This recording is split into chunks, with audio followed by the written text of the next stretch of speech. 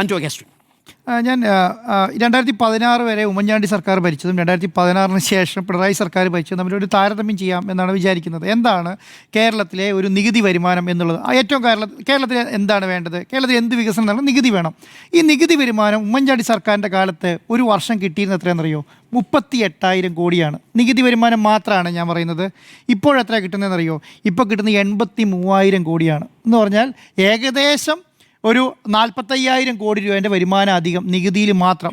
നികുതി ഏതര വരുമാനം നോക്കാം. നികുതി കൂടാത്ത വരുമാനം ഉമ്മൻചാണ്ടി സർക്കാരിൻ്റെ കാലത്ത് കിട്ടിയത് എത്രയാണ്? ആകെ 8,000 കോടി താഴെയാണ്. 8,424 കോടിയാണ് കിട്ടിയത്. ഇപ്പോൾ എത്രയാണ് കിട്ടുന്നത് അറിയോ? 24,000 കോടിയാണ്. എന്ന് പറഞ്ഞാൽ 4 ഇരട്ടിയാണ്.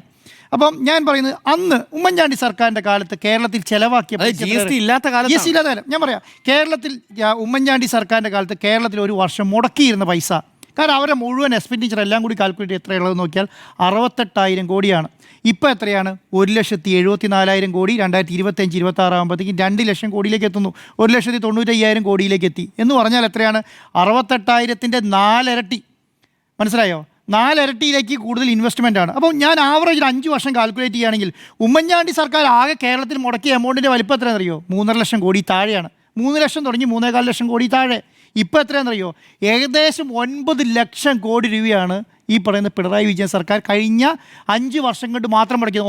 18 കോടി രൂപ കഴിഞ്ഞ 10 വർഷത്തോളം മുടക്കിയിട്ടുണ്ട്. 18 ലക്ഷം കോടിയോളം കേരളത്തിൽ മുടക്കി. 9 ലക്ഷം കോടി രൂപയാണ്. അപ്പോൾ ഞാനിങ്ങനെ ആലോചിക്കുകയായിരുന്നു, എന്താണ് ഈ തുടർ ഭരണത്തിൻ്റെ ബെനിഫിറ്റ് എന്ന് ആലോചിക്കുകയായിരുന്നു. കാരണം ഉമ്മൻചാണ്ടി സർക്കാർ, പിണറായി വിജയൻ സർക്കാർ ആദ്യം വന്നു കഴിഞ്ഞപ്പോൾ 35,000 കോടി രൂപ ആദ്യത്തെ സർക്കാർ ഈ പറഞ്ഞ നികുതി പെൻഷൻ തുക കൊടുത്തു തീർക്കുന്നതിന് വേണ്ടി മാറ്റി. 35,000 കോടിയാണ്, ചെറിയ പൈസയല്ല. 35,000 കോടി 62 ലക്ഷം ജനങ്ങൾക്ക് വേണ്ടി മാറ്റിവെച്ചു. രണ്ടാമത്തെ വർഷത്തേക്കും ഏകദേശം അതിൻ്റെ പകുതിയോളം തന്നെ രണ്ടാമത്തെ വർഷവും 14,000 കോടി രൂപയോളം രണ്ടാമത്തെ വർഷവും കിട്ടും. അപ്പോൾ മൊത്തം 50,000 കോടി രൂപ 62 ലക്ഷം ജനങ്ങളിലേക്ക് എത്തി എന്നുള്ളതാണ്. അതാദ്യം മനസ്സിലാക്കണം. 50,000 കോടി 62 ലക്ഷം ജനങ്ങളിലേക്ക് നേരിട്ട് ക്യാഷായിട്ട് കൊടുത്തു എന്നുള്ളതാണ്. പിന്നെ എന്താണ് സംഭവിച്ചത്? കാസർഗോഡ് തുടങ്ങി തിരുവനന്തപുരം വരെ നാഷണൽ ഹൈവേ നമ്മൾ കണ്ടു. നാഷണൽ ഹൈവേ കാണാനുള്ള കാരണം എന്താണ്? 20,000 കോടി രൂപയുടെ സ്ഥലമെടുപ്പാണ് കേരളത്തിൽ നടന്നത്. 20,000 കോടി രൂപയുടെ എവിടെ നിന്നാണ്? കിഫ്ബിയിൽ നിന്നാണ്. അപ്പം ഞാൻ പറയുന്നത് എന്തറിയോ? കേരളത്തിൽ നടന്ന വികസനം എങ്ങനെയാണെന്നുള്ള ആദ്യം മനസ്സിലാക്കേണ്ടത്. കേരളത്തിൽ നടന്ന വികസനം എന്താണ്? കിഫ്ബിൻ്റെതായ സംവിധാനത്തിൽ തന്നെ വർക്ക് ചെയ്യുന്നു. ഏകദേശം 1 ലക്ഷം കോടി രൂപയുടെ പ്രൊജക്റ്റുമായിട്ട് കിഫ്ബി പോകുന്നു. സ്കൂളുകൾ, കോളേജുകൾ, ഹോസ്പിറ്റലുകൾ, കിഫ്ബി ആയിട്ടുള്ള പ്രധാനപ്പെട്ട ഉൾനാടൻ ഗതാഗത പ്രശ്നങ്ങൾ, അതുപോലെ ഉൾനാടൻ റോഡുകൾ, അതുപോലെ തന്നെ ഗ്രാമവികസനങ്ങൾ, അടിസ്ഥാന വികസനം എല്ലാം കിഫ്ബി ഏകദേശം 1 ലക്ഷം കോടി രൂപയുടെ പ്രൊജക്റ്റുമായിട്ട് മുന്നോട്ട് പോകുന്നു. പിന്നെ എന്താണ് സംഭവിക്കുന്നത്? സർക്കാരിൻ്റെ തനത് കിട്ടുന്ന വരുമാനം അതെടുത്ത് കേരളത്തിലെ ഉള്ള വികസന പ്രവർത്തനത്തിൽ ഉപയോഗിക്കുക എന്നുള്ളതാണ്. അപ്പം ഞാൻ പറയുന്നത് എന്താ അറിയോ? ഈ അടിസ്ഥാനമായ വികസനം എന്ന് പറയുന്നത് നികുതി എന്നുള്ളതാണ്. ഇനി ഞാൻ പറഞ്ഞ പ്രധാനപ്പെട്ട വേറൊരു കാര്യം, GST വന്നു കേരളത്തിൽ. GSTനെ എങ്ങനെയാണ് കേരളം ഉപയോഗപ്പെടുത്തി എന്നുള്ളതാണ് ഏറ്റവും പ്രധാനപ്പെട്ട ഒരു കാര്യം. GST വരുമാനം നമുക്ക് കേന്ദ്രം തരുന്നുണ്ടോ തരുന്നില്ല എന്നുള്ള വേറെ കാര്യമാണ്. പക്ഷേ GSTനെ എങ്ങനെ കേരളം ഉപയോഗപ്പെടുത്തി എന്നുള്ളതാണ്. കേരളം ഉപയോഗപ്പെടുത്തി ഒന്നാമത്തെ കാര്യം ഞാൻ പറയാം. കേരളത്തിൽ പവർ കട്ടില്ല. നമ്മൾ വലിയ നിങ്ങളെപ്പോഴും പവർ കട്ടില്ല എന്നിങ്ങനെ പറയണോ എന്ന് ചോദിച്ചുകൊണ്ടിരിക്കും. കേരളത്തിൽ പവർ കട്ടില്ലാത്തതിൻ്റെ ഗുണം നമ്മൾ മനസ്സിലാക്കണം. എന്തറിയോ? കർണാടകയിൽ പവർ കട്ടാണ്, തമിഴ്നാട്ടിൽ പവർ കട്ടാണ്, ആന്ധ്രയിൽ പവർ കട്ടാണ്, തെലുങ്കാനയിൽ പവർ കട്ടാണ്. നമ്മുടെ സൗത്ത് ഇന്ത്യൻ സംസ്ഥാനങ്ങളെല്ലാം പവർ കട്ടാണ്. കേരളം പവർ കട്ടില്ലാത്ത ഏക സംസ്ഥാനം എന്ന് പറഞ്ഞാൽ കേരളമാണ്. എന്താണ് ബെനിഫിറ്റ്? GST വന്നതോട് കൂടിയിട്ട് ഇന്ത്യയിലെ നികുതി സംവിധാനങ്ങളെല്ലാം ഒരുപോലെയായി. പണ്ട് GSTക്ക് മുൻപ് എന്തായിരുന്നു അവസ്ഥ? തമിഴ്നാട്ടിലെ സംവിധാനത്തിൽ അവിടെ GST കുറവുണ്ടായിരുന്നു. ചില കോമ്പൗണ്ട്സിന് നികുതി കുറവാണ്, ചില ആഭ്യന്തര ഉൽപ്പാദനങ്ങൾ നികുതി കുറവാണ്, ചിലതിന് കൂടുതലാണ്. അപ്പം എന്ത് ചെയ്യും? അപ്പോൾ ആ ഒരു മാനുഫാക്ചറിങ് യൂണിറ്റ് ഉണ്ടെങ്കിൽ അവർ തമിഴ്നാട്ടിലേക്കോ കർണാടകയിലേക്കോ പോയി അവിടുത്തെ സർക്കാരുമായി ചേർന്ന് അവിടെ ഒരു സംവിധാനം ഉണ്ടാക്കി അവിടെ വരുമാനം കൂട്ടാം. ഇപ്പം ഇന്ത്യയിലെ അവസ്ഥ എന്താ? ഇപ്പം ഏത് സംസ്ഥാനത്തും നികുതി കൊടുക്കുന്നത് സെയിമാണ്. അപ്പോൾ അവരെ സംബന്ധിച്ചിടത്തോളം ഈസ് ഓഫ് ഡൂയിങ്, വൃത്തിയായിട്ട് ഈസി ആയിട്ട് ജോലി ചെയ്യാൻ പറ്റുന്ന സ്ഥലം ഏതാണെന്ന് നോക്കുകയാണ്. അത് ഏറ്റവും ഈസ് ഓഫ് ഡൂവിയിൽ 1ാം സ്ഥാനം നിൽക്കുന്ന സംസ്ഥാനം കേരളമായി മാറി. അപ്പോൾ എന്താ? ഇവിടെ ഒരു ദിവസം കൊണ്ട് നിങ്ങൾക്ക് ഒരു കമ്പനി രജിസ്റ്റർ ചെയ്യാൻ പറ്റും. ഒരു ദിവസം കൊണ്ട് നിങ്ങൾക്ക് അതിൻ്റെ ലൈസൻസുകൾ മുഴുവൻ എടുക്കാൻ പറ്റും. ഒരു ദിവസം കൊണ്ട് ഈ പറയുന്ന കമ്പനീനെ സ്റ്റാർട്ടപ്പ് കമ്പനികളെ സ്റ്റാർട്ട് ചെയ്യാൻ പറ്റും. അതോടുകൂടി എന്താണ് സംഭവിക്കുന്നത്? ഇന്ത്യയിൽ നിന്നുള്ള പല കമ്പനികളും കേരളത്തിലേക്ക് വന്നുകയും കേരളത്തിൽ വ്യവസായം കൂടുകയും ചെയ്തു. അതുകൊണ്ടാണ് ഞാൻ പറഞ്ഞ 83,000 കോടിയിലേക്ക് ഈ നികുതി വരുമാനം കൂടിയത്. ഈ നികുതി വരുമാനം 83,000 കോടി അങ്ങനെയാണ്. GST പകുതി കേന്ദ്ര സർക്കാർ എടുത്തിട്ട് പകുതി തരുന്ന എമൗണ്ടിനെ കുറിച്ചാണ് ഞാൻ ഈ പറയുന്നത് കേട്ടോ.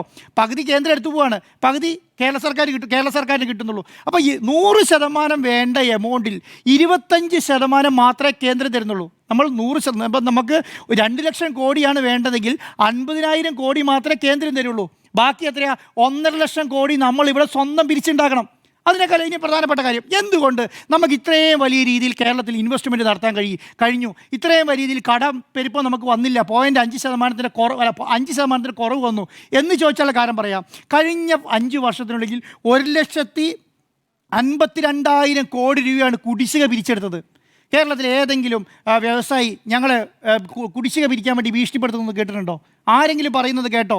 1,50,000 കോടി രൂപ പിരിച്ചെടുത്തു എന്ന് കേരളത്തിൽ നിന്ന്. ആ പിരിച്ചെടുത്ത പണം എന്താണ്? ഒരു വർഷത്തെ ബഡ്ജറ്റിനേക്കാളും കൂടുതൽ, ഒരു വർഷത്തിൻ്റെ ഒരു സർക്കാരിൻ്റെ ബഡ്ജറ്റിനേക്കാളും കൂടുതൽ എമൗണ്ട് കേരളത്തിൽ പിരിച്ചെടുത്തു. അത് വ്യവസായ സംവിധാനങ്ങൾക്ക് മുഴുവൻ ഉപയോഗിക്കാൻ പറ്റിയെന്നുള്ളതാണ്. അപ്പോൾ ഇത് ചെയ്യണമെങ്കിലുണ്ടല്ലോ, ഇത് ചെയ്യണമെങ്കിൽ കുറ്റം പറഞ്ഞുകൊണ്ട് കാര്യമില്ല. ഇതിനൊരു ദിശാബോധം വേണം, ഇതിനൊരു വിഷൻ വേണം. അതുകൊണ്ടാണ് ഞാൻ പറയും ഇതൊരു ദീർഘവീക്ഷണമുള്ള ബഡ്ജറ്റാണ്.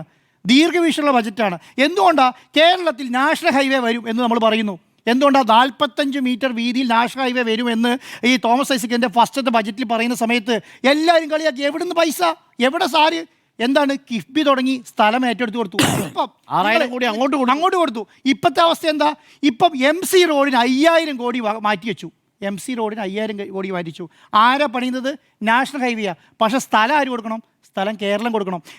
നിതിൻ ഗഡ്കരി കേരളത്തിൽ വന്നിട്ട് നാഷണൽ ഹൈവേ പ്രഖ്യാപിച്ചിട്ട് അങ്ങോട്ട് പോയി. ഇത് ഞങ്ങളുടെ കുഞ്ഞാണെന്നാണ്. പക്ഷേ യാഥാർത്ഥ്യമാണ് എന്ത് ചെയ്യണം? സ്ഥലം എടുത്തു കൊടുക്കണം. ഇന്നത്തെ ബഡ്ജറ്റിൽ MC റോഡിന് വേണ്ടി 5,000 കോടി മാറ്റി വെച്ചിട്ടുണ്ട്. 5,000 കോടിയാണ്. രണ്ടാമത്തെ കാര്യം, നിങ്ങൾ കാർഷിക മേഖലേൻ്റെ കാര്യം പറഞ്ഞു. 1,680 കോടി രൂപയാണ് ഈ കാർഷിക മേഖലയ്ക്ക് മാറ്റി വെച്ചിരിക്കുന്നത്. എന്തിനു വേണ്ടിയിട്ടാണ്? എല്ലാ അടിസ്ഥാന വികസനങ്ങൾക്ക് വേണ്ടിയിട്ടാണ്. ഇന്ന് ഏറ്റവും പ്രധാനപ്പെട്ട ചെറിയൊരു കാര്യം പറയാം. ഒരു സ്ക്രാപ്പ് ഓട്ടോ ഒരാൾക്ക് പൊളിക്കണമെന്ന് വിചാരിക്കുക. സാധാരണ നമ്മൾ കാണുന്നത് എങ്ങനെയാണ്? ഓരോ കാടുകളിൽ ഒരു ഓട്ടോറിക്ഷ പൊളിച്ച് കിടക്കുന്നുണ്ടാവും, പോലീസ് സ്റ്റേഷനിൽ കുറേ കിടക്കുന്നുണ്ടാവും, കുറേ വർക്ക്ഷോപ്പിൽ കിടക്കുന്നുണ്ടാവും. ഇത് തിരിച്ചു കൊടുത്താൽ സർക്കാർ 40,000 രൂപ ഓരോ ഓട്ടോ തൊഴിലാളിക്ക് തരും. ഒരു പെട്രോൾ ഓട്ടോ തിരിച്ചു കൊടുത്താൽ 40,000 രൂപ സർക്കാർ തരും. ബാക്കി 1 ലക്ഷം കൂടെ ലോൺ എടുത്തിട്ട് അവൻ എന്ത് ചെയ്യാം? അവൻ്റെ ഒരു പഴയ ഓട്ടോ വിറ്റിട്ട് അവൻ അതേ ജോലി മുന്നോട്ട് കൊണ്ടുപോകാം. ചെറിയ കാര്യമാണ്. അവൻ ഇൻഷുറൻസ് 3 ദിവസം അവൻ ആക്സിഡൻറ്റ് പറ്റി ഹോസ്പിറ്റലിൽ കിടത്താൽ അവൻ ഇൻഷുറൻസ് കൊടുക്കുന്നു. പിന്നെ ഡിഗ്രി വരെ പഠിക്കുന്ന പിള്ളേർക്ക് സൗജന്യ വിദ്യാഭ്യാസം ലോകത്ത് എവിടെയും കേട്ടിട്ടുണ്ടോ? നമ്മൾ ലോകത്തില്ലെന്ന് പറഞ്ഞാൽ ഏതെങ്കിലും സംസ്ഥാനത്ത് കാണണ്ടേ? ഇന്ത്യയിലെ ഏത് സംസ്ഥാനത്ത് കാണുന്നുണ്ടേ ഡിഗ്രി വരെ വിദ്യാഭ്യാസം ഫ്രീ? ഞാൻ പറയുന്നത് ദീർഘവീക്ഷണത്തോടുള്ള ബഡ്ജറ്റ് എന്നുള്ള ഉദ്ദേശത്തോടുകൂടിയാണ് ഞാൻ പറഞ്ഞത്. ഞാൻ വിചാരിക്കുന്നത് എന്തറിയോ, 3-ാം പിണറായി വിജയൻ സർക്കാർ അധികാരത്തിൽ വരും എന്നുള്ള വിശ്വാസത്തോടു കൂടി വെച്ചിട്ടുള്ള ഒരു ബഡ്ജറ്റാണ്. അല്ലെങ്കിൽ ഇത് നടപ്പിലാക്കാം. ഞാൻ അങ്ങനെ അല്ലായിരുന്നെങ്കിൽ ഇന്ന് ഏതെങ്കിലും വിശ്വാസക്കേട് സർക്കാരിനുണ്ടായിരുന്നെങ്കിൽ ഈ പറയുന്ന പേ ബില്ല് ഇന്ന് അവർ ബഡ്ജറ്റിൻ്റെ ഭാഗമാക്കിയേനെ. അതാക്കാത്തതിന് കാരണം എന്തുകൊണ്ടാണ്? അതായത് ഇത് വരുമെന്ന് ഉറപ്പുള്ളതുകൊണ്ടാണ്. ഒന്നാമത്തെ കാര്യം. രണ്ടാമത്തെ കാര്യം എന്താണ്? ഈ DA കുടിശ്ശിക അടുത്ത സർക്കാരിന് കൊടുത്തോളാൻ പറഞ്ഞില്ലല്ലോ. ഈ ഫെബ്രുവരിയിലും മാർച്ചിലുമായിട്ട് മുഴുവൻ DA കുടിശ്ശികയും കൊടുത്തു തീർക്കുമെന്നാണ് പറഞ്ഞത്. അപ്പം കേരളത്തെ സംബന്ധിച്ചിടത്തോളം ദീർഘവീക്ഷണത്തോടു കൂടിയുള്ള ഒരു ബഡ്ജറ്റ് വൃത്തിയായി ഈ ബാലഗോപാൽ, ഞാൻ പറയുന്നത് എനിക്ക് എപ്പോഴും ഈ ബഡ്ജറ്റ് കേൾക്കുന്ന സമയത്ത് ഈ പാട്ട് കേൾക്കുന്നതും ഈ കവിത ചൊല്ലുന്നതും വലിയ കാര്യമായിട്ട് തോന്നിയിട്ടില്ല. കാരണം വളരെ സീരിയസ് ആയ, വളരെ ക്ലാരിറ്റിയോടുകൂടി പറയേണ്ട ഒരു സംവിധാനമാണ് ഈ ബഡ്ജറ്റ് എന്ന് പറയുന്നത്. അവിടെ കുറേ കഥയും ഇതൊക്കെ. പക്ഷേ ഇതെന്താണ് 3 മണിക്കൂർ ഈ പറയുന്ന ബാലഗോപാൽ എടുത്തത് 2 മണിക്കൂർ സംതിങ് അല്ലേ, 15 മിനിറ്റ്. അത്രയും സമയം എടുത്തത് എന്താ? ക്ലാരിറ്റിയോട് കൂടിയിട്ട് ഈ ബഡ്ജറ്റിലെ കാര്യങ്ങൾ മാത്രമേ പറഞ്ഞിട്ടുള്ളൂ എന്നുള്ളതാണ്. അപ്പോൾ എന്താണ് നമുക്കതിൽ നിന്ന് മനസ്സിലാക്കേണ്ടത്? ഇത്രയും ഏകദേശം 2 ലക്ഷം കോടി രൂപ, നേരത്തെ ജിമ്മി സാർ നേരത്തെ പറഞ്ഞു, ഏകദേശം 2 ലക്ഷം കോടി രൂപ എവിടുന്നാണ് കിട്ടുക? എവിടുന്നാണ് 2 ലക്ഷം കോടി ഒരു വർഷം കണ്ട? ഒരു മിനിറ്റ്, 2,40,000 ആയിക്കോട്ടെ. ഞാൻ പറയുന്നത് ഈ പറഞ്ഞ 3,50,000 കോടിയിൽ നിന്നും 19 ലക്ഷം കോടിയിലേക്ക്, 3,50,000 കോടിയിൽ നിന്നും 19 ലക്ഷം കോടിയിലേക്ക് കേരളത്തിലെ ഇടതുപക്ഷ സർക്കാർ പണം കണ്ടെത്തിയിട്ടുണ്ടെങ്കിൽ 2 ലക്ഷം കോടി കണ്ടെത്താൻ വലിയ ബുദ്ധിമുട്ടില്ല. കാരണം എന്താണ്? അത് ഓരോരുത്തരുടെ ദീർഘവീക്ഷണമാണ്. കേരളത്തിലെ പല വ്യവസായ മന്ത്രിമാരുണ്ടായിരുന്നല്ലോ, കേരളത്തിൽ പല വൈദ്യുതി മന്ത്രിമാരുണ്ടായിരുന്നല്ലോ, കേരളത്തിലെ കുറേ KSRTCയിലെ മന്ത്രിമാർ നോക്കിയിരുന്ന ട്രാൻസ്പോർട്ട് മന്ത്രിമാരുണ്ടായിരുന്നല്ലോ. KSRTC അടച്ചുപൂട്ടാൻ പോയതാണല്ലോ. കേരളത്തിലെ KSRTCക്ക് ഒരു ദിവസം ശമ്പളം മുടങ്ങുന്നുണ്ടത്. കറക്റ്റ് 1-ാം തീയതി ശമ്പളമാണ്. ഇന്നും 125 കോടി രൂപ KSRTC പുതിയ ബസ് വാങ്ങാൻ വേണ്ടിയിട്ട് മാറ്റി വെച്ചിട്ടുണ്ട്. കേരളത്തിലെ വ്യവസായ മന്ത്രിമാരുണ്ടായല്ലോ. ഏതെങ്കിലും ഒരു കമ്പനിക്ക് ലൈസൻസ് കിട്ടാതെ കേരളത്തിൽ പ്രശ്നമുണ്ടോ? ഏതെങ്കിലും കമ്പനിയിലേക്ക് സമരം നടക്കുന്നതായിട്ട് നമ്മൾ അടുത്ത ദിവസം ഏതെങ്കിലും കേട്ടോ? ഏതെങ്കിലും കമ്പനി ഹർത്താൽ നടക്കുന്നതായി നമ്മൾ കേട്ടോ? ഈസ് ഓഫ് ഡൂയിങ്ങിൽ 1-ാം സ്ഥാനം എന്ന് പറയുന്നത്. അതുകൊണ്ട് ഞാൻ പറയുന്നത് GSTനെ വൃത്തിയായി ഉപയോഗിച്ച സംസ്ഥാനം കേരളമാണ്. അതിൻ്റെ ബെനിഫിറ്റ് ഇനി അങ്ങോട്ട് പോകാൻ പോവുക. ഇനി ഒരു ഡൗട്ടും വേണ്ട, അങ്ങോട്ട് പോകാൻ പോവുക. നിങ്ങൾ നോക്കിക്കോ, ഐ ടിയിൽ 3 ഇരട്ടി വർധനയാണ്. ഐ ടിയിൽ 3 ഇരട്ടി. ഏത് 2016 അപേക്ഷിച്ച് 3 ടൈംസാണ് വർധന. എക്സ്പോർട്ടിൽ 3 ടൈംസാണ് വർധന. നിങ്ങൾ ഓരോ മേഖല എടുത്ത് നോക്കിക്കോ. പിന്നെ നിങ്ങൾ വലിയ വായിൽ പറയുന്ന ഒരു കാര്യം, റബ്ബറിൻ്റെ വില 250 ആക്കിയില്ല എന്നുള്ളതാണ്. റബ്ബറിൻ്റെ ഇപ്പോഴത്തെ വില എത്രയാണെന്ന് അറിയോ നിങ്ങൾക്ക്? 200 രൂപയാണ് ഇപ്പോഴത്തെ. നിങ്ങൾ വേൾഡ് മുഴുവൻ എടുത്ത് നോക്ക്, റബ്ബറിന് എത്ര വില കിട്ടുന്നതെന്ന്. ലോകത്ത് മുഴുവൻ എടുത്തു നോക്ക്. സർക്കാർ താങ്ങുവില 200-ലാക്കി നിൽക്കുക. അതിൻ്റെ ബാധ്യത ആരാ നോക്കുന്നത്? സർക്കാർ. ഇപ്പം ഞാൻ പറയാം, എനിക്കൊരു 10 ഏക്കർ റബ്ബർ തോട്ടമുണ്ട്. എനിക്ക് 10 ഏക്കർ റബ്ബർ തോട്ടമുണ്ട്. ഈ 10 ഏക്കർ റബ്ബർ തോട്ടത്തിൽ നിന്ന് മുഴുവൻ ഉണ്ടാകുന്ന പാലിനും സർക്കാർ പൈസ കൊടുത്തോണ്ടിരിക്കുക. പക്ഷേ അങ്ങനെ കൊടുക്കാൻ കഴിയില്ല എന്നുള്ള അഭിപ്രായക്കാരനാണ് ഞാൻ. മനസ്സിലായില്ല? കാരണം എന്താണ്? ഇവിടുത്തെ പാവപ്പെട്ട പട്ടിണി പാവങ്ങൾക്ക് കൊടുക്കേണ്ട പൈസയാണത്. മനസ്സിലായി? സാധാരണക്കാരൻ്റെ അടിസ്ഥാന വികസനത്തിന് വേണ്ടി കൊടുക്കുക. പിന്നെ ഞാൻ ഏറ്റവും വൃത്തിയായി കണ്ട ബഡ്ജറ്റ്, നിങ്ങൾ കേരളത്തിലെ ഏതെങ്കിലും പിന്നോക്ക ആദിവാസി SC ST വിഭാഗത്തിന് ഏതെങ്കിലും പത്രസമ്മേളനം വിളിച്ച് ഇന്നേ വരെ ചർച്ച നടത്തുന്ന കണ്ടിട്ടുണ്ടോ? ഈ സർക്കാരാണ് SC STക്ക് വേണ്ടിയിട്ട് ഇത്ര ഏകദേശം 7000 കോടി രൂപയാണ് SC STക്ക് വേണ്ടി മാറ്റി വെച്ചത്. 7000 കോടി. അവർ നാളെ രാവിലെ ഈ ഇലക്ഷന് മാറ്റി ഗുണം ചെയ്യുമെന്ന് വിചാരിച്ചിട്ടാ അവർ വന്നിട്ട് ഈ ബഡ്ജറ്റൊക്കെ കേട്ടിട്ട് ബാലഗോപാൽ മിനിസ്റ്റർ ഞങ്ങൾക്ക് വേണ്ടി ഇത്രയും പൈസ മാറ്റി വെച്ചു. അവർക്കെന്താണ്? അവർക്ക് ഈ പറയുന്ന പൈസ അവരെ കിട്ടുമ്പോൾ അവർ അറിയുന്നത് തന്നെ ഉണ്ടാവുള്ളൂ. മനസ്സിലായില്ലേ? 7000 കോടി. അടുത്ത കാലത്തെ സർക്കാരുകൾ ഏതാ ഈ 7000 കോടി മാറ്റി വെച്ച് SC STക്ക്? നമ്മൾ ഇന്നേ വരെ കേൾക്കാത്ത പിന്നോക്കമായ മലയോര ഈ പറഞ്ഞ കാടുകളിൽ താമസിക്കുന്ന വിഭാഗങ്ങൾക്ക് വരെ പൈസ കൊടുത്തു. അവർ ഏതെങ്കിലും പത്രം നാളെ രാവിലത്തെ പത്രം വായിച്ചിട്ടോ അയ്യോ ഞങ്ങൾക്ക് ബാലഗോപാൽ മാറ്റി വെച്ചു വിചാരിച്ചിട്ടാണോ ചെയ്യുന്നത്? അതെന്താണ്? അതാണ് ഞാൻ പറയുന്നത്, ദീർഘവീക്ഷണത്തിൻ്റെ ബഡ്ജറ്റാന്ന് പറയുന്നത്. അപ്പോൾ അടുത്ത കാലത്ത് പിണറായി വിജയൻ സർക്കാരിൻ്റെ കാലത്ത്, കഴിഞ്ഞ 10 വർഷത്തിൽ പിണറായി വിജയൻ സർക്കാരിൻ്റെ കാലത്ത് ഏറ്റവും വൃത്തിയായ ബഡ്ജറ്റാണ്. ആ ബഡ്ജറ്റ് അവർ അവതരിപ്പിക്കാനുള്ള കാരണം മൂന്നാം ഭരണം, തുടർ ഭരണം കിട്ടുമെന്നുള്ള ഉറപ്പ് കൊണ്ടാണ്. അല്ലെങ്കിൽ ഇതിനേക്കാൾ വലിയ പ്രഖ്യാപനങ്ങൾ നടത്തി. അപ്പം ഒരു കാര്യം കൂടെ പറഞ്ഞ് അവസാനിപ്പിക്കാം. ഇപ്പം RRT ഏത് RRTS അല്ലേ? RRTSന് ഏത് അതിവേഗ റെയിൽവേ പാതയ്ക്ക് 100 കോടിയെ മാറ്റി വെച്ചുള്ളൂ. ഒരു എന്താണ് 2016 ഉമ്മൻചാണ്ടി സർക്കാരിൻ്റെ തള്ളു ബഡ്ജറ്റ് പോലെയായിരുന്നെങ്കിൽ ഒരു 6000 കോടി മാറ്റി വെച്ചുകൂടായിരുന്നോ? കാരണം നാളെ രാവിലെ കൊടുക്കേണ്ട കാര്യമില്ലല്ലോ. വെറും 100 കോടി രൂപ പഠനത്തിന് വേണ്ടി മാറ്റി വെച്ചുള്ളൂ. ഞാൻ ഒറ്റ കാര്യം കൂടെ പറഞ്ഞ് അവസാനിപ്പിക്കാം. വയനാട് തുരങ്കപാത, മനസ്സിലായില്ലേ? ഞാൻ ഈ വയനാട് തുരങ്കപാതേനെ കാണുന്നത് അറിയോ? വയനാട് ഉള്ള ഒരാൾക്ക് ഏത് കോഴിക്കോടേക്ക് ഇറങ്ങുമ്പോൾ ബുദ്ധിമുട്ട് ജനങ്ങൾക്കറിയാം. കാരണം മണിക്കൂർ റോട്ടിൽ കിടക്കുകയാണ്. പിണറായി വിജയൻ സർക്കാർ ആയതുകൊണ്ട് മാത്രമാണ് ആ തുരങ്കപാത ഉണ്ടാക്കുന്നത്. ഇന്ന് വേറൊരു തുരങ്കപാതയും കൂടെ പ്രഖ്യാപിച്ചിട്ടുണ്ട്. അതിനും 10 കോടി മാറ്റി വെച്ചു. ഏതാണ്? കട്ടപ്പന പിന്നെ ഇടുക്കിയിൽ നിന്നൊരു തുരങ്കപാത. ഞാൻ പറയുന്നത് പല സ്ഥലങ്ങളിൽ ഞാൻ ഈ ദീർഘവീക്ഷണം കാണുന്നുണ്ട്. അതുപോലെ ഉൾനാട്ടിൽ IT പാർക്കുകൾ. കാരണം നമ്മളെവിടെയാണ്? നമ്മൾ സാധാരണ കാണുന്നത് കൊച്ചിയിൽ, കോഴിക്കോട്, തിരുവനന്തപുരം 3 കഴിഞ്ഞു. ഇത് പ്രധാനപ്പെട്ട ഉൾനാടൻ ഗ്രാമങ്ങളിൽ IT പാർക്കുകൾ, ഇക്കോസിസ്റ്റത്തിന്റെ ഭാഗമായിട്ട് IT പാർക്കുകൾ, ഇതിനൊക്കെയാണ് ദീർഘവീക്ഷണം. അപ്പൊ ഇതിനെ ഒന്നും നിങ്ങൾ കുറ്റം പറഞ്ഞിട്ട് അയ്യോ എവിടുന്നാണ്, അടുത്ത സർക്കാരാണ്, അടുത്ത സർക്കാർ വരുവാണെങ്കിൽ കാണാം അടുത്ത സർക്കാർ. അപ്പൊ അടുത്ത സർക്കാർ ഇതൊക്കെ നടപ്പിലാക്കി കാണിച്ചാൽ മതി. ഞാൻ പറയുന്നത് പിണറായി വിജയൻ സർക്കാർ എന്നുള്ളതല്ല, അടുത്ത സർക്കാർ ആരാണോ വരുന്നത് അവർക്ക് ദീർഘവീക്ഷണം ഇല്ലെങ്കിൽ ഇത് അങ്ങനെ പൊളിഞ്ഞു വീഴും എന്നുള്ള കാര്യത്തിൽ ഒരു ഡൗട്ടും വേണ്ട. ദീർഘവീക്ഷണമുള്ള സർക്കാർ വരട്ടെ എന്ന് ആഗ്രഹിക്കാം. ഇത്രയും പറഞ്ഞ സ്ഥിതിക്ക് പൊതുകടം കൂടി ഒന്ന് പറഞ്ഞാൽ നന്നായിരുന്നു. അല്ല, പൊതുകട പറഞ്ഞത് പൊതുകടം 2024 അപേക്ഷിച്ച് 51,378.49 കോടിയാണ് പൊതുകടം. അല്ല, ഒരു നിമിഷം പറഞ്ഞതായി പൊതുകടം നമ്മുടെ GSDPയുടെ റേഷ്യോ എത്രയാ? നമ്മുടെ 2025-26 റവന്യൂ കമ്മി 36,889.19 കോടി. റവന്യൂ വരവ് 1,82,972 രൂപ. അതെ. ചെലവ് 2 കോടി എത്രയാണ്? 2,17,558.76. 2 ലക്ഷം പിന്നിട്ടു. അതെ. പക്ഷേ ഈ ബോറോയിങ് എന്ന് പറയുന്നതേ ഒരു പ്രശ്നം എന്താണെന്ന് വെച്ച് കഴിഞ്ഞാൽ, കടമെടുപ്പ് എന്ന് പറയുന്നത് നമുക്ക് അനുവദനീയമായ പരിധിയിൽ നിൽക്കുന്നു എന്നുള്ളത് 1. 2, കടമെടുപ്പ് പരിധി കഴിഞ്ഞ തവണ ഉണ്ടായിരുന്നതിനേക്കാൾ 5% കടവും GSDP റേഷ്യോയും തമ്മിലുള്ള അനുപാതം കുറഞ്ഞു. എന്ന് വെച്ച് കഴിഞ്ഞാൽ എന്താ, കേരളം താരതമ്യേന മറ്റ് സംസ്ഥാനങ്ങളെ അപേക്ഷിച്ച് മെച്ചപ്പെട്ട നിലയിലാണ്. 1. രണ്ടാമത്തത്, ആകെ നമ്മൾ കണക്കിലെടുത്ത് നോക്കിയാൽ 13 സംസ്ഥാനങ്ങളെക്കാൾ മെച്ചപ്പെട്ട നിലയിലുമാണ് കേരളത്തിൻ്റെ അവസ്ഥ. ദേശീയ ശരാശരി എടുത്താലോ അവിടെ 45 അല്ലേ? പിയാസുനിൽ എത്രയാണ് GSDP റേഷ്യോ?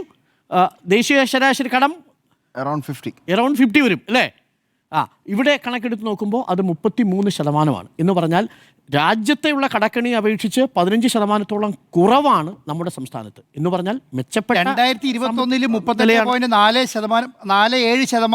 4 വർഷം കഴിഞ്ഞ് 35% കുറഞ്ഞിട്ട് ബാക്കി 34% കുറഞ്ഞു. കേരളത്തിലെ കടവും ആഭ്യന്തര ഉൽപ്പാദനം തമ്മിലുള്ള അനുപാതം ഇപ്പോൾ 33.44. അല്ല, അത് മെച്ചപ്പെട്ട സൈനാണ്. അതിന്റെ കാരണം സ്മൃതി ഉണ്ടാവുന്നത് നമ്മുടെ തനത് നികുതി വരുമാനത്തിലുണ്ടാവുന്ന വർധനവാണ്. പക്ഷേ ഇത് പ്രശ്നം എന്താണെന്ന് വെച്ച് കഴിഞ്ഞാൽ ഇതിൽ പല കണക്കുകളും നമ്മൾ തെറ്റായി. ഇപ്പം ചില ആളുകൾ, ചില സാമ്പത്തിക വിദഗ്ധർ, നോട്ട് സ്മൃതി കൃത്യമായ കണക്ക് പറഞ്ഞു. ചില സാമ്പത്തിക വിദഗ്ധർ ഇതിന് 1 ലക്ഷം കോടിയൊക്കെ ആയിട്ട് ഇതൊക്കെ വെയ്റ്റ്സ് ആൻഡ് മീൻസിൽ വരുന്ന കടവും കൂടി ഇതിനകത്ത് എടുത്ത് തള്ളിയിട്ടാണ് ഈ കണക്ക് പറയുന്നത്. അതൊക്കെ അനുവദനീയമായതാണ്, കഴിച്ചടച്ചതാണ്. 17,000 കോടി വെട്ടി കുറച്ചു.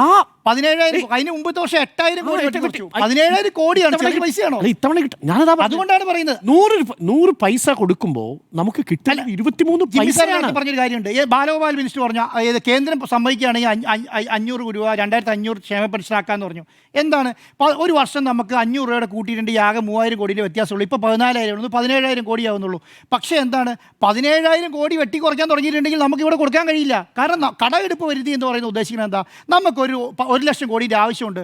നമുക്ക് 80,000 കോടി നമുക്ക് വരുമാനമുള്ളൂ. 20,000 കോടി നമുക്ക് എടുക്കണം. അപ്പോൾ നമ്മളെന്താ ഈ അനുവാദമായിട്ടുള്ള സംവിധാനം നമ്മൾ അത് വേൾഡ് ബാങ്കിന് കൊടുത്തിട്ട് നമ്മൾ പറയും ഞങ്ങൾക്ക് ഇതാ വരുമാനം വരാനുണ്ട്, ഞങ്ങൾക്ക് അതിന് ലോൺ എടുക്കാനുള്ള സംവിധാനം ചെയ്തു തരണം. അത് കേന്ദ്ര സർക്കാരിൻ്റെ അനുമതി വേണം. കേന്ദ്ര സർക്കാർ അനുമതി തരില്ല.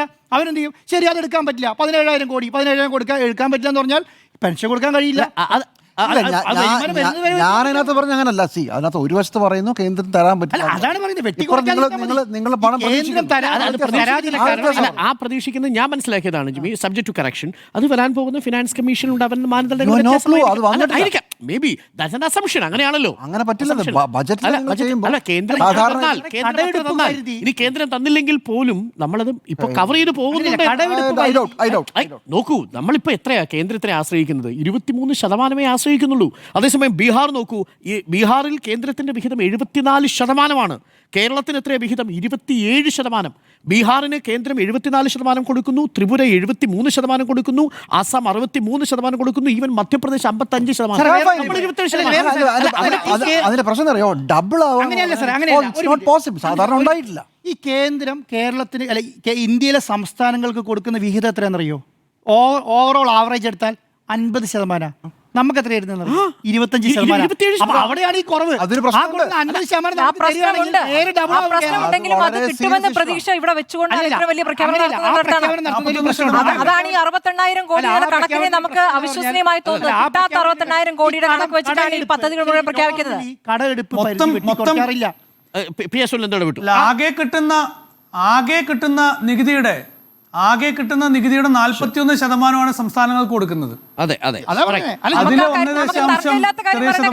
അതിൽ തർക്കമില്ല. നമുക്ക് കിട്ടുന്നില്ല എന്നുള്ള കാര്യം അവിടെ നിൽക്കുകയാണ്.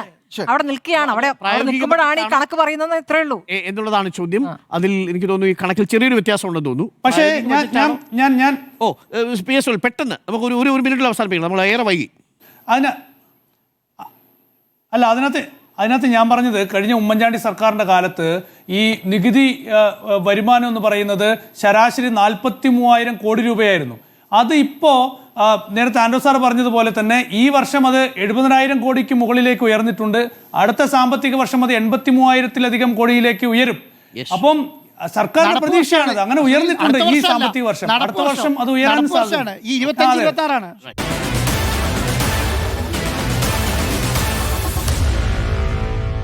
Meet the editors.